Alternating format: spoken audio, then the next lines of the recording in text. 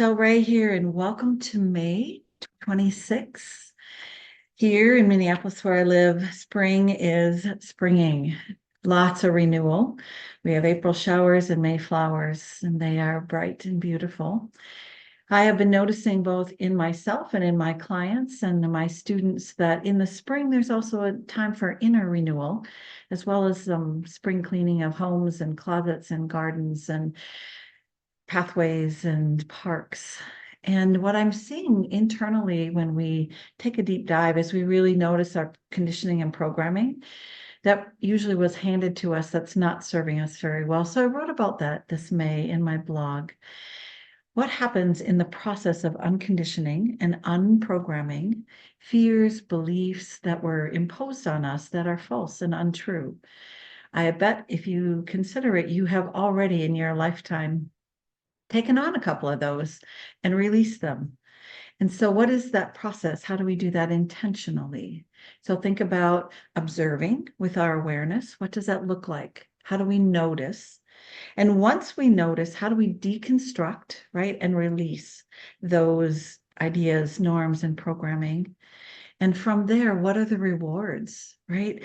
What positive impact occurs when you are free, you are liberated from that kind of conditioning? We really do step more fully into claiming our authentic, empowered self aligned with our values, right? Our creativity surges. And often in that process, it does feel like we've been betrayed, maybe by society and institution, education, programming. So dealing with the sadness and the grief is part of it, and then releasing it, grateful for the nuggets of wisdom we've learned, and moving on. I also am noticing that we are collectively doing the same thing. We are unprogramming, right? We're really observing, we're exposing things that don't work, that are oppressive, that only work for a few, right? And the rest are left to clean up the mess or be part of the trouble that's caused, whether it's the planet, the animals, the forests, the humans, right? And so we are collectively and individually moving into a more honest, more authentic perspective, point of view. And with that then comes the excitement of how do we up level? How do we up level everything as we move into this new era? It is an exciting time.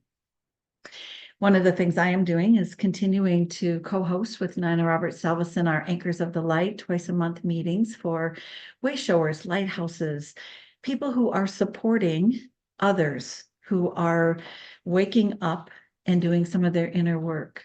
Some of the members of our group are full-time parents or retired or business owners, right? It doesn't just have to be the therapists and the transformational coaches like myself or the acupuncture integrative healers and practitioners, although there are plenty of those as well.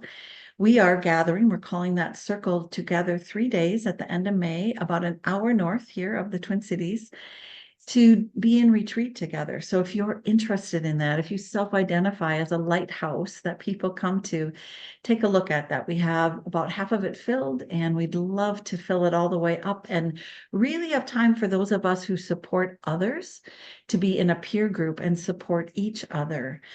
We're also continuing to meet a couple times a month here in the Twin Cities Live. So if you're interested, there's a link to let us know that, and we can reach out and connect you to our group.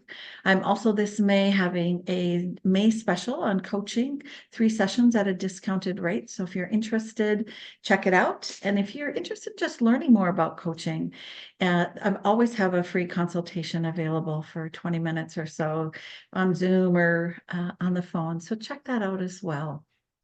I hope that May and the clearing and the new beginnings and the renewal goes very well for you.